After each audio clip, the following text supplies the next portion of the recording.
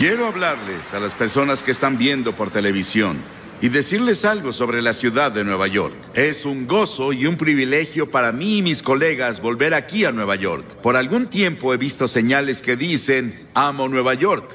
Y eso es verdad para mí. Me enamoré de Nueva York hace años. Le dije al alcalde Dickens la semana pasada que lo visité, que él y los líderes de la ciudad siempre estarían en mis oraciones y que Dios estaría con ellos para ayudarlos a resolver los problemas de esta ciudad. Pero no pueden resolverlos sin su ayuda y no pueden resolverlos sin la ayuda de Dios. Vamos a tener que volvernos a Dios. Acudimos a todo y fallamos. Ahora acude a Dios. Algunas iglesias y sinagogas, cuando piensan en las necesidades agonizantes de las personas, han abandonado la proclamación de nuestra relación con Dios o con Cristo. Y hemos adoptado un objetivo político y social que, si se sale de balance, puede dejar las almas y las bancas vacías. Con todos los que hablo están de acuerdo en que Nueva York es el lugar más solitario del mundo. Y las personas se vuelven cada vez más irritables y agresivas en su esfuerzo por defender su territorio. Hay poco espacio para otros y menos para Dios.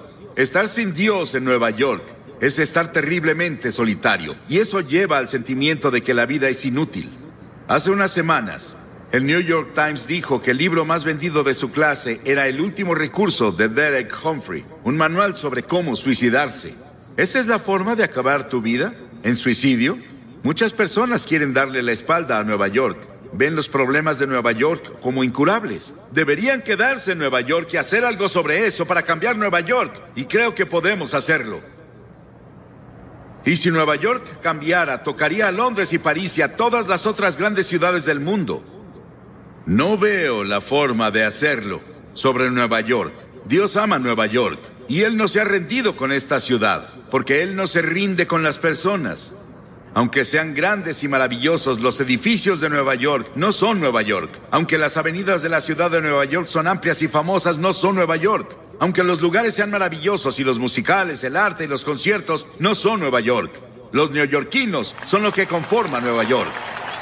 Nueva York es un lugar donde las personas viven y Dios está interesado en las personas. No voy a hablar sobre lo que creo que es la respuesta para los problemas, sus problemas y los problemas de Nueva York. Hay una mejor manera. Voy a hacer mi mensaje muy corto hoy y sé que les fascina. Nunca me gustó oír sermones largos y aún me gusta escucharlos cortos. Una vez presentaron a un hombre y dijeron que hablaría 20 minutos y habló por 1 hora y 10 minutos y seguía hablando. Y el hombre que lo presentó le lanzó un mazo y falló y le pegó a la mujer en la fila de enfrente. Y ella gritó, pégueme de nuevo, aún lo escucho. Y no quiero que me pase eso hoy. Quiero que vayas conmigo al versículo 16 del 3er capítulo de Juan. Juan, 3er capítulo. Porque de tal manera amó Dios al mundo, que ha dado a su Hijo unigénito para que todo aquel que en Él cree no se pierda, mas tenga vida eterna. ¿Cuántos podemos decirlo juntos? Díganlo todos juntos. Porque de tal manera amó Dios al mundo, que ha dado a su Hijo unigénito, para que todo aquel que en Él cree no se pierda, mas tenga vida eterna.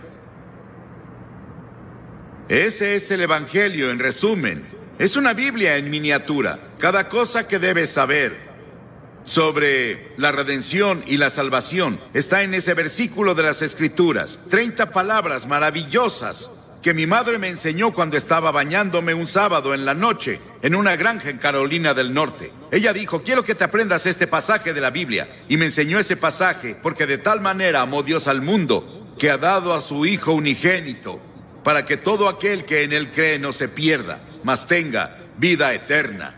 Muchas personas me preguntan, si Dios ama al mundo, ¿por qué permite tanto sufrimiento en el mundo? La guerra, las enfermedades, la pobreza, el odio, la soledad, el aburrimiento, el vacío, los problemas psicológicos, el desempleo, la violencia, la tensión, todas esas cosas. ¿Por qué Dios no viene y lo para?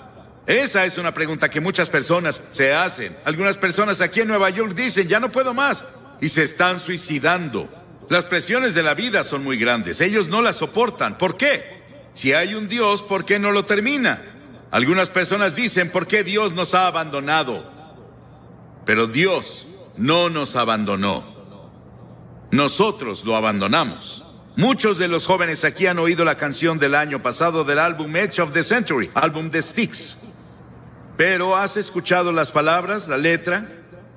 Aquí está la letra, escucha. Todas las noches digo una oración, esperando que haya un cielo, pero cada día estoy más confundido. Cuando los santos se vuelven pecadores, todos los héroes y las leyendas que conocí de niño han caído como ídolos de arcilla, y siento este lugar vacío adentro.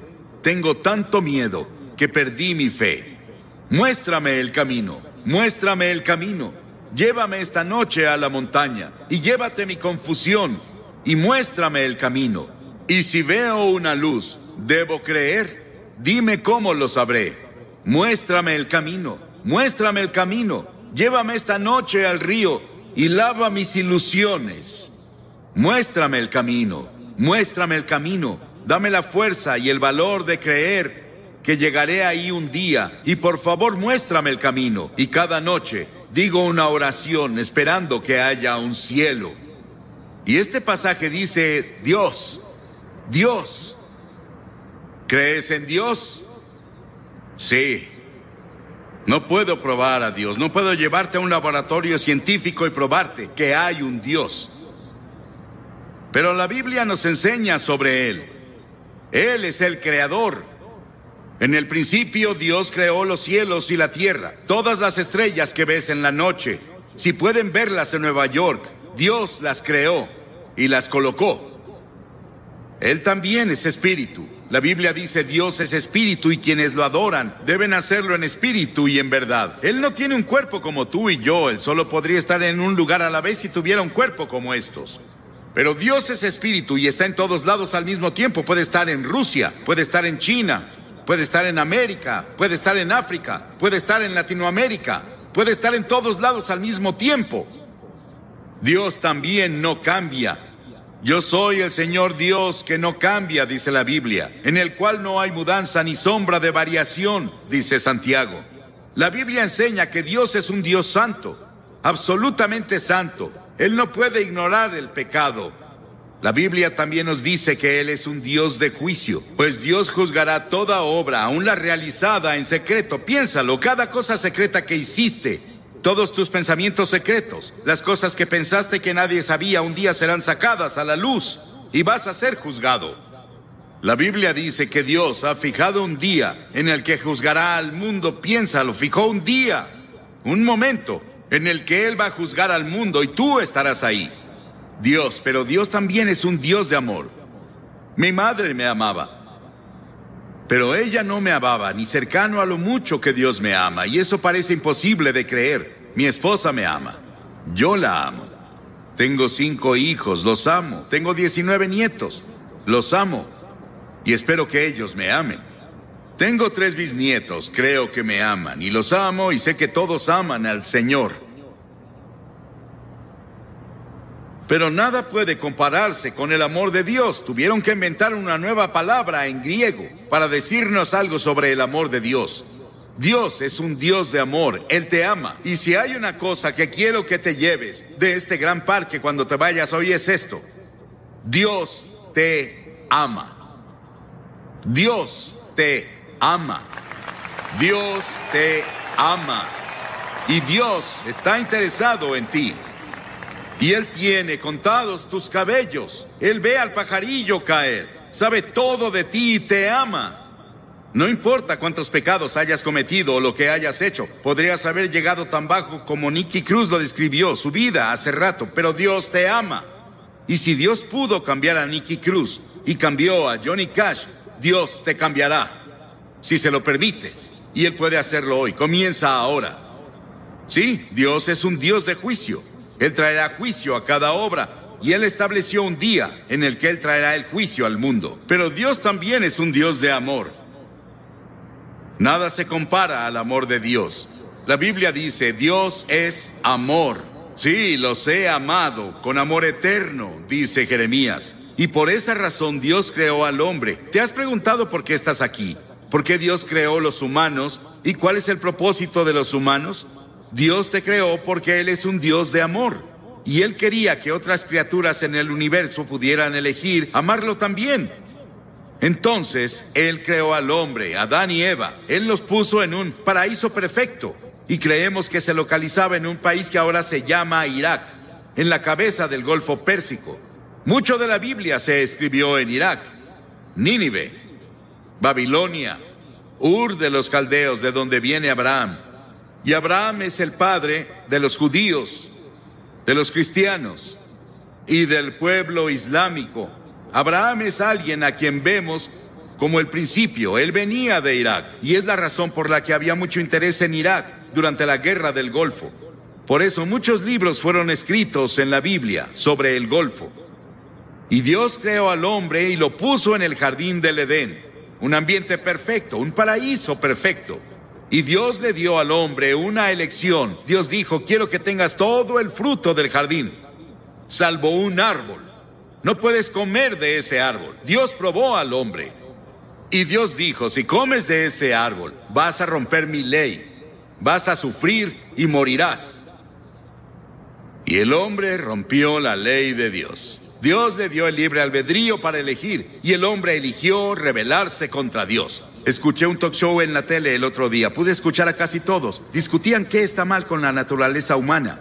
¿Por qué las personas hacen las cosas que hacen? ¿Por qué las personas cometen los crímenes que hay? ¿Por qué las personas dicen mentiras? ¿Por qué hay tantos celos? ¿Por qué hay tantos problemas en el mundo? Es porque el hombre está enfermo. Y la enfermedad se llama pecado.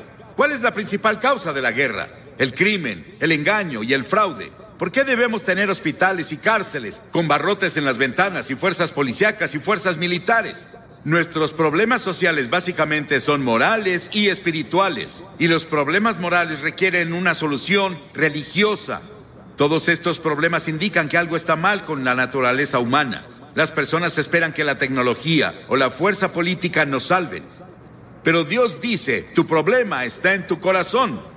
El primer pecado que se cometió fue cometido en un paraíso. Es un problema del corazón. Jesús dijo: porque del corazón salen los malos pensamientos, los adulterios, la fornicación, los homicidios, los robos y las calumnias. La Biblia dice en Romanos 6, la paga del pecado es muerte.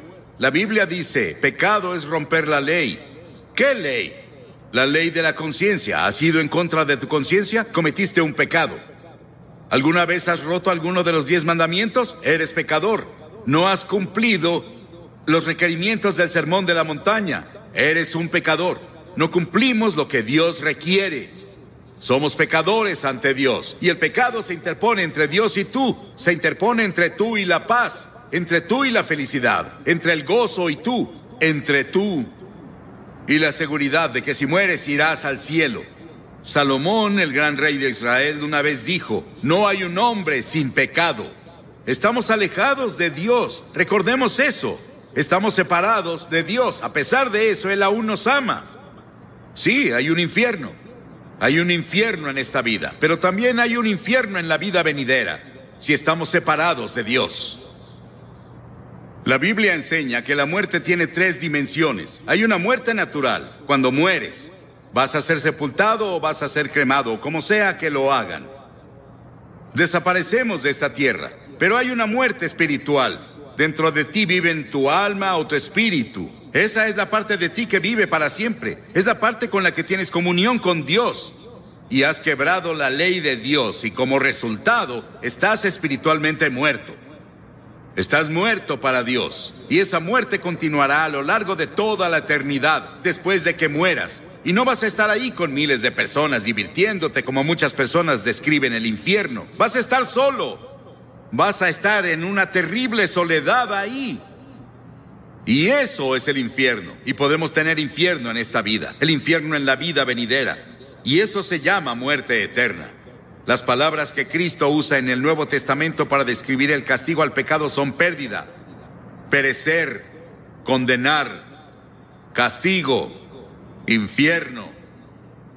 Dios vio toda esta confusión y nos vio tropezando en la oscuridad. No sabíamos qué hacer con nuestro ser.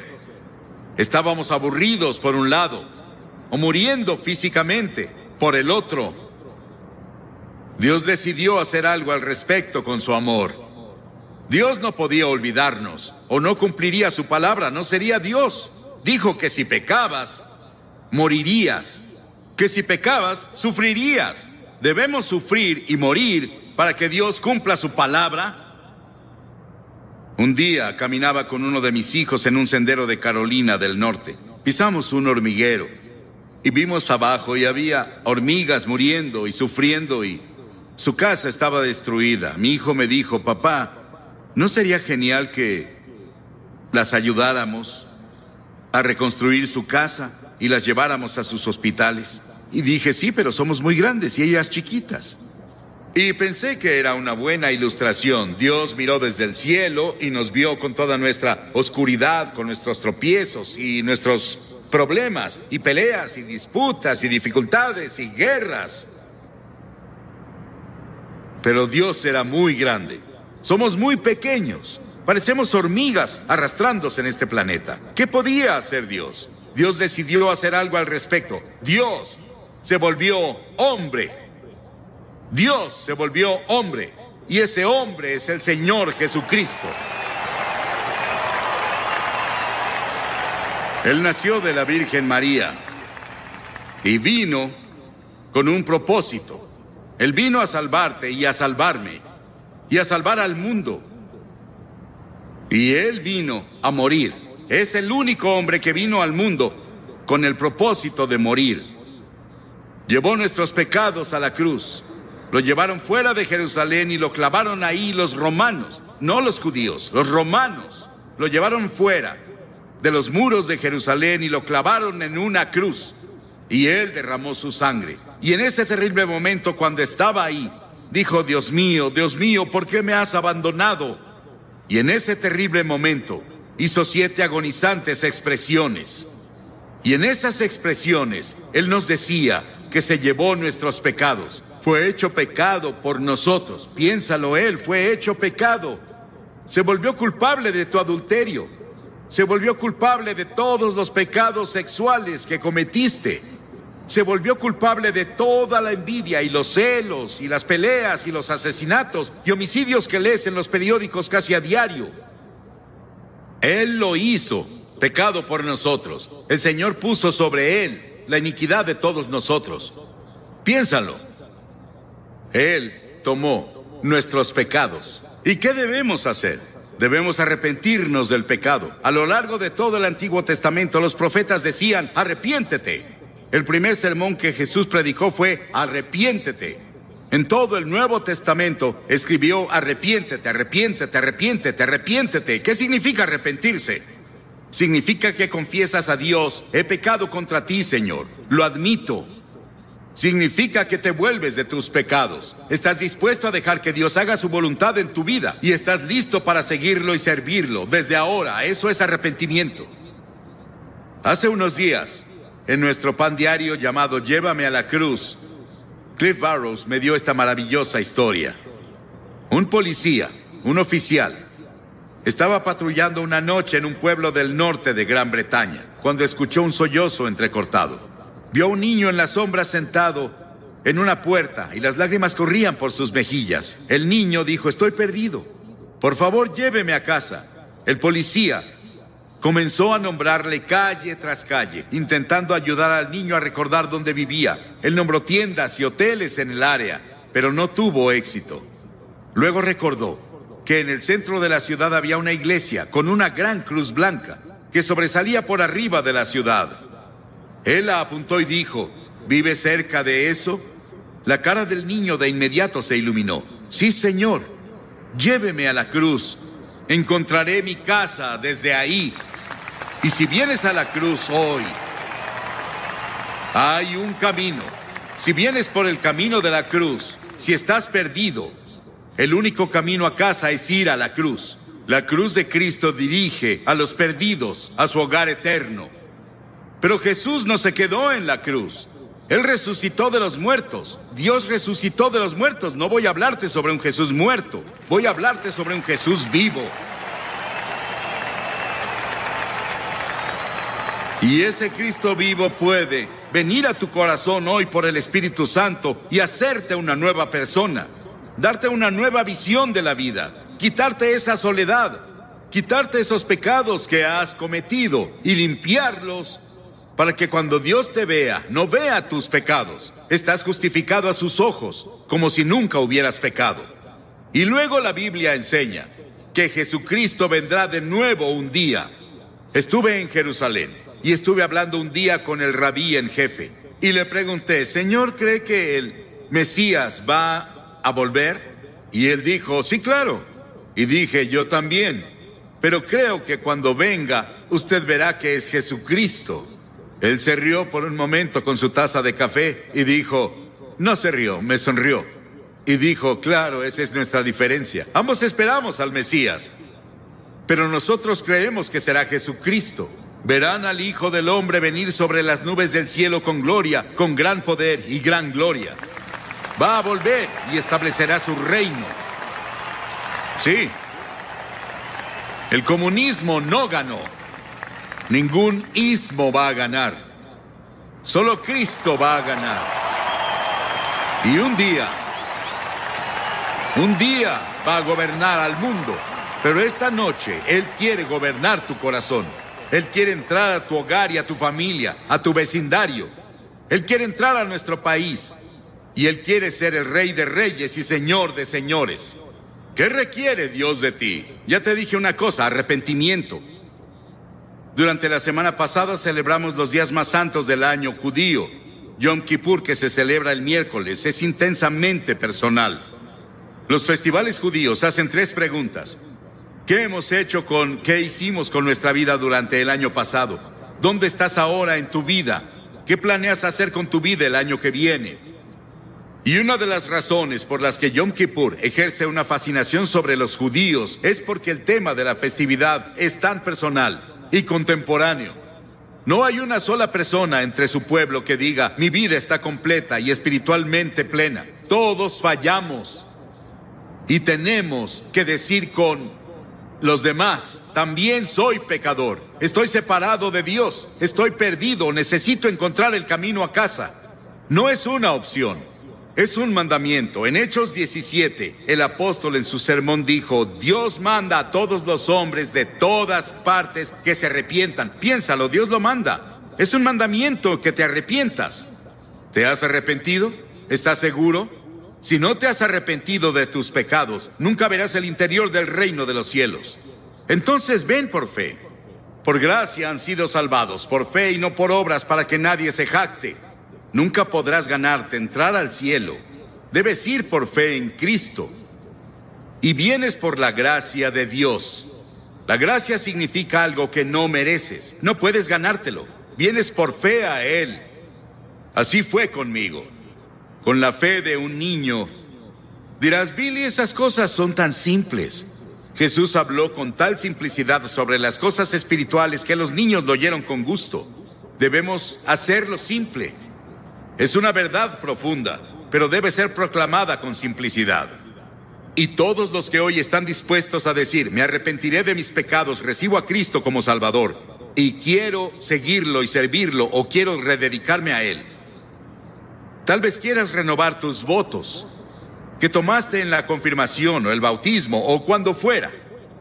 Y quieres decir, Señor, quiero volver a ti.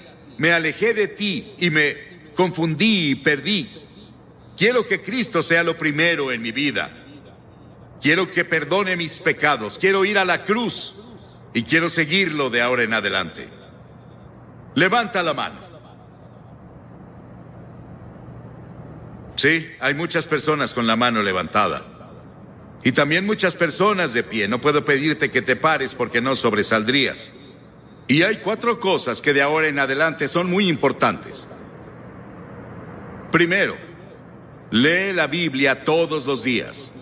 La Biblia es comida para tu alma. En segunda, ora. Tal vez no orarás como un clérigo, pero puedes decir, Señor, ayúdame, necesito ayuda. Él vendrá a ayudarte, Él responderá a tu oración. Ora en el nombre de Cristo. Di, Señor Jesús, te necesito. Y luego la tercera cosa, sé testigo de Cristo. Dile a las personas cuando te vayas esta noche, o coméntales mañana. En la reunión en Great Lawn, hice un compromiso con Cristo y voy a cumplirlo con la ayuda de Dios. Eso te ayudará a ganar a otras personas para Cristo.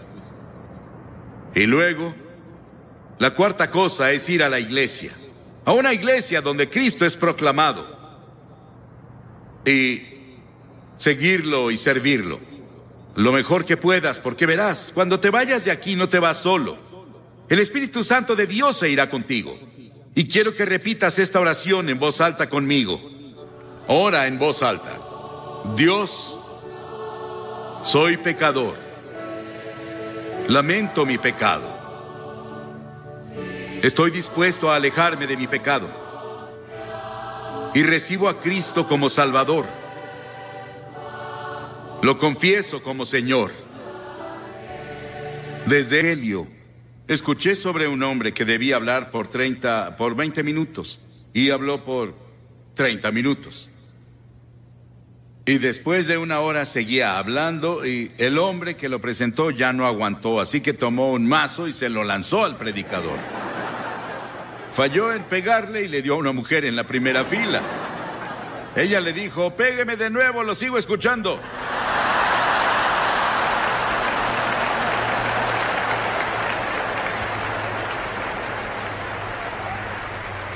Gracias.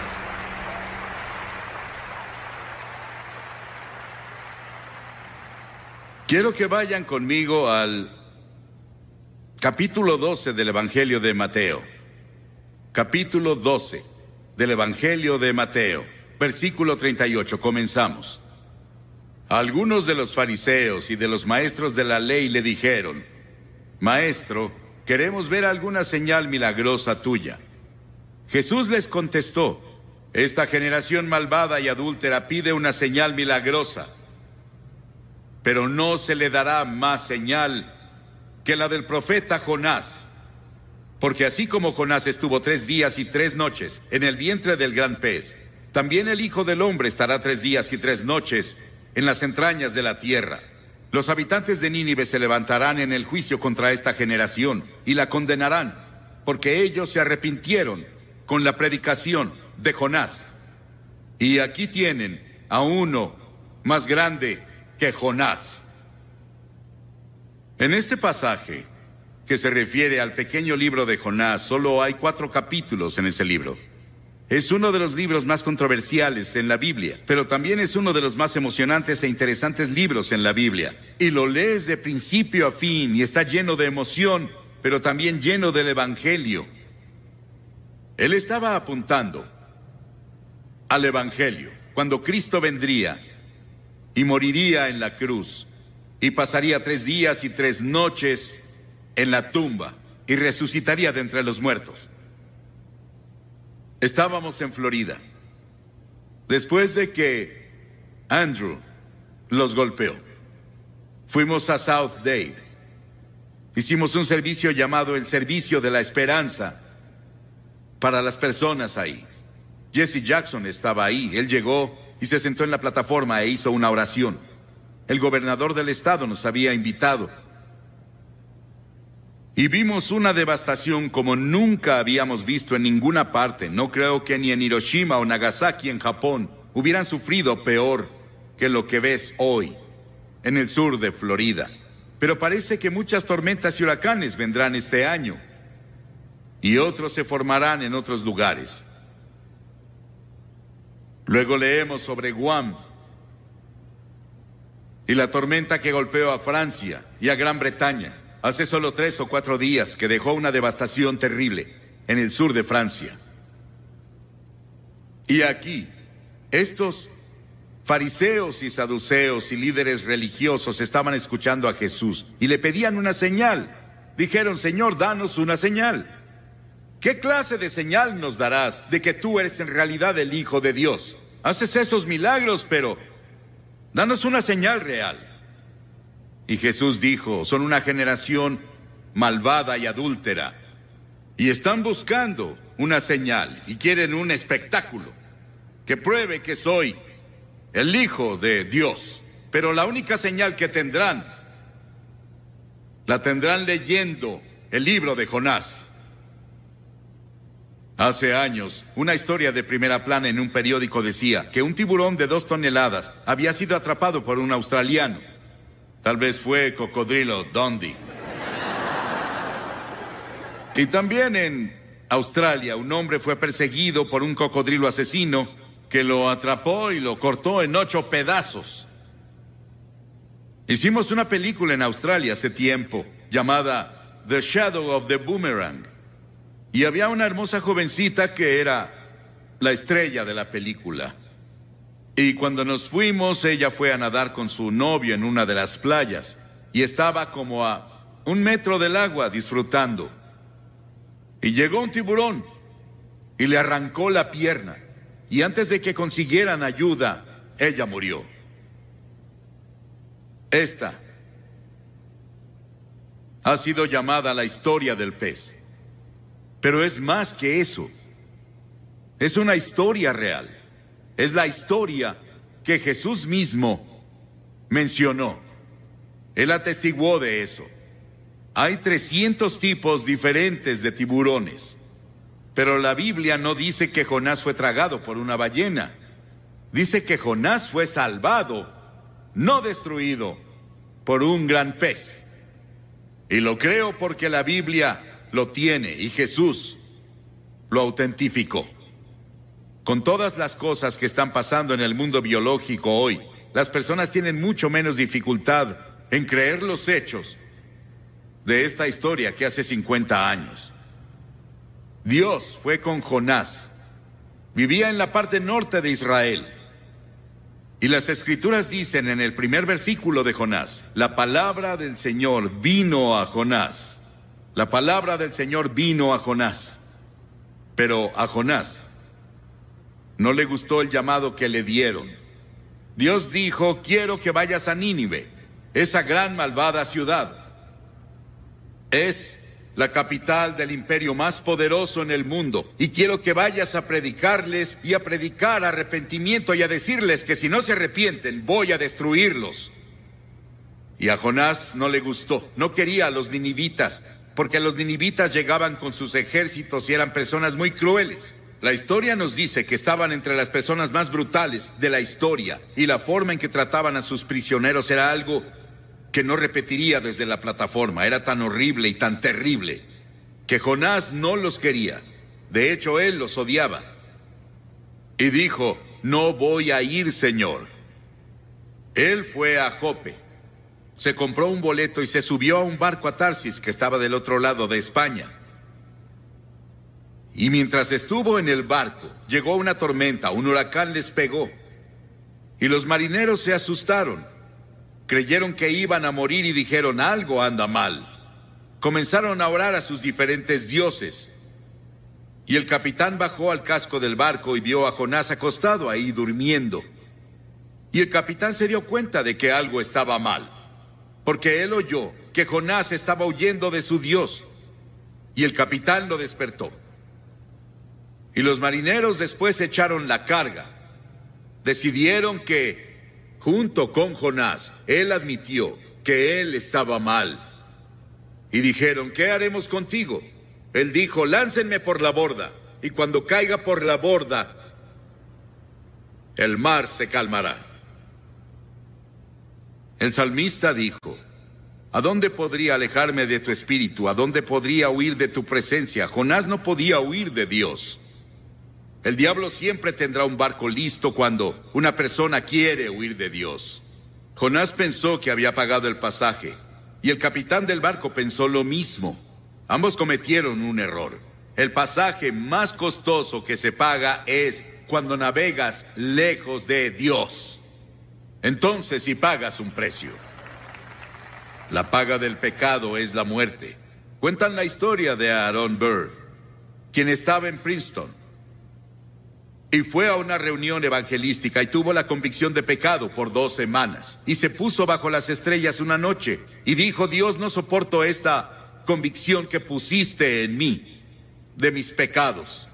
Si me dejas en paz, no te molestaré nunca. Y desde esa vez, Nos dijeron que su alma está muerta. Intentó encontrar algo al final de su vida, pero ya era muy tarde. Esos marineros echaron su carga y cayeron sobre Jonás. Y Jonás cambió de opinión, y Dios preparó un gran pez. 3 días y 3 noches tuvo para pensarlo. Qué terrible agonía debió sentir. Hay 2 formas de encontrar juicio: resistir e ir más profundo en tu pecado, o volverte a Dios. Pedro caminó sobre el agua y comenzó a mirar alrededor. Quitó sus ojos de Jesús y dijo: Señor, sálvame. La Biblia enseña que estamos muertos en transgresiones y pecados. La Biblia dice que eres un cuerpo, pero dentro de tu cuerpo está tu espíritu, tu alma. Es la parte con la que puedes tener comunión con Dios. Y está muerta. Y solo tienes vida por el Espíritu Santo cuando llegas y te arrepientes de tus pecados y recibes a Cristo como tu Señor y Salvador. Dios provee todos los medios de escape, pero tú estás atado de manos y pies por tus pecados. El Espíritu debe venir y cortar las cadenas, y luego tú saltas a tu libertad. Porque verás, esta historia nos cuenta la historia de la cruz. Que Jesucristo murió en la cruz, que fue enterrado, que resucitó y está vivo esta noche. Él quiere entrar a tu corazón y cambiar la dirección de tu vida y darte paz y gozo como nunca has conocido. El Evangelio de Jonás. El Señor dio una orden y el pez vomitó a Jonás en tierra firme. Y la palabra del Señor vino a Jonás por segunda vez. Dios le dio otra oportunidad. Dios dijo: ve a Nínive. Y Jonás se levantó y fue a Nínive de acuerdo con la palabra del Señor. Y él clamó y dijo, comenzó a hablar en Nínive y dijo: Dios los librará por otros 40 días. Pero arrepiéntanse, arrepiéntanse. El juicio ya viene. Ese era Dios hablando a través de su mensajero. Ahora Jonás no quería hacerlo. No sentía ganas de hacerlo. Pero estuvo entregando el mensaje del Señor. Y el mensaje de Jonás no daba promesa de misericordia. Era un mensaje de arrepentimiento. Pero las personas de Nínive creyeron su mensaje. Y la Biblia dice que el avivamiento más grande, la mayor campaña evangelística en la historia del mundo, tuvo lugar en Nínive. Era una ciudad de tal vez 600,000 personas, más o menos según el comentario que lean. Y toda la ciudad, desde el rey hasta el más bajo, se arrepintieron. El rey se quitó el manto real, bajó del trono, fue a la calle, a la tierra, en cilicio y cenizas, y se arrepintió de sus pecados. Y Dios tuvo misericordia no solo del rey, sino de las personas. Y todas las personas fueron salvadas. Eso podría pasar aquí. ¿No sería maravilloso si Portland, toda la ciudad, todo el estado de Oregon, todo el noroeste, se volviera a Dios?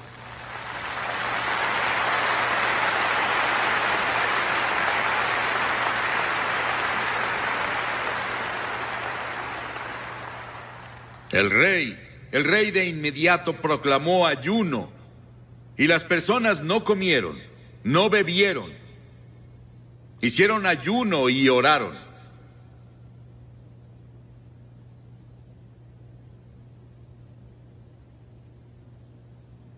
Tuvieron un gran avivamiento espiritual en Nínive. Los habitantes de Nínive, dijo Jesús, se levantarán en el juicio contra esta generación y la condenarán, porque ellos se arrepintieron con la predicación de Jonás. Pero uno más grande que Jonás está aquí. Si ellos se arrepintieron con la predicación de Jonás, ¿cuánto más debieron arrepentirse cuando oyeron el Evangelio de Cristo? Dios nos está advirtiendo ahora con la enfermedad del SIDA, con los huracanes y terremotos, con la violencia y todo tipo de problemas que ahora están afectando a todo el mundo, nuestros problemas económicos. Todas esas cosas Dios las está usando para hablarnos. Y si no nos arrepentimos y nos volvemos a Él, el juicio vendrá. En Génesis 6, hablando de los días de Noé, las Escrituras dicen: no contenderá mi espíritu con el hombre para siempre, serán sus días 120 años. Dios dijo: les daré 120 años para que se arrepientan. Si no se arrepienten, van a ser destruidos. Al final, cuando Noé estaba listo para entrar al arca, dijo Dios: les daré 7 días más. Y ya.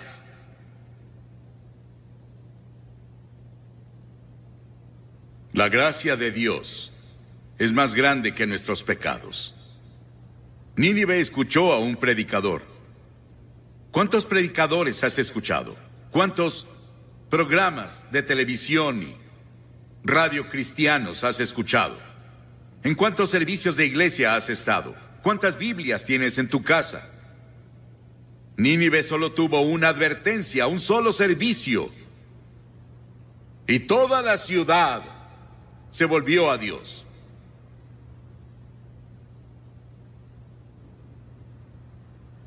Jonás no estaba feliz con todo eso. Él no quería ver a las personas de Nínive salvarse. Jonás tuvo un momento de debilidad. No era necesariamente un hombre débil, pero un momento de debilidad no prueba que fuese un hombre débil. Muchos tenemos momentos de debilidad. Y muchos hemos hecho algo que no deberíamos hacer en un momento de debilidad, pero si te arrepientes de inmediato y dices: Señor, lo siento, por favor, ayúdame a no hacerlo de nuevo, Él te perdonará.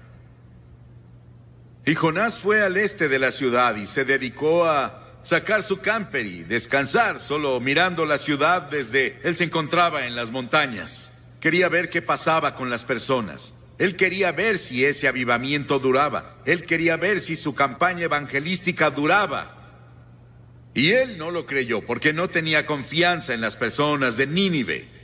Él no tenía confianza siquiera en Dios, en que Dios podía hacerlo.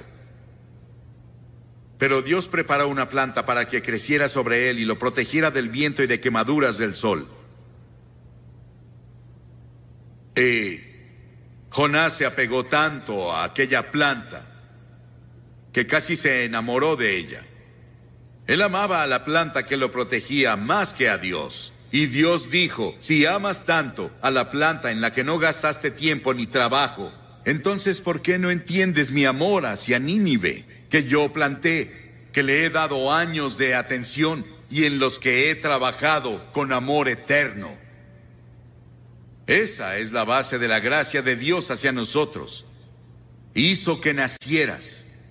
Él puso tiempo y esfuerzo a través de tu familia, como Bob nos dijo hace unos minutos. Él derramó su amor. Y las Escrituras dicen que Dios demuestra su amor hacia nosotros, que aun siendo pecadores, Cristo murió por nosotros.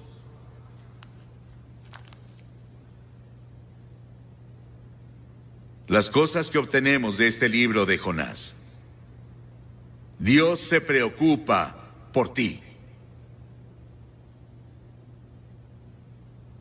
Dios es poderoso y puede usar las fuerzas de la naturaleza para despertarte y llevarte al reino.